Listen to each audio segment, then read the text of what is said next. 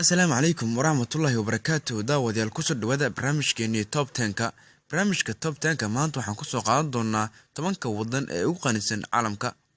Wadanka koowaad waa dawladda Qatar, waxaana dhaqaalaheeda lagu qiyaasaa 140,649 GDP. Lambarka labaad waa dawladda Luxembourg, waxaana dhaqaalaheeda lagu qiyaasaa 98,460 GDP.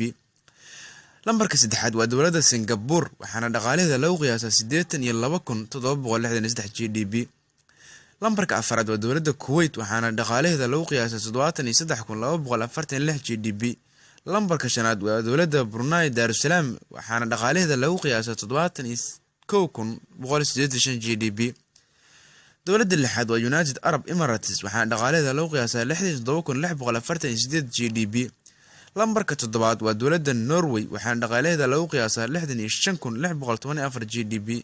lambarka sideed waa dawladda Switzerland, waxaana dhaqaalaheeda lagu qiyaasaa 59,540 GDP. lambarka sagaalaad waa dawladda United States of America, waxaana dhaqaalaheeda lagu qiyaasaa 54,629 GDP. lambarka tobnaad waa dawladda Saudi Arabia, waxaana dhaqaalaheeda lagu qiyaasaa 52,010 GDP. intaas waxaa ku dhan barnaamijkeeni Top 10ka. la soco isbuuca dambe insha Allah.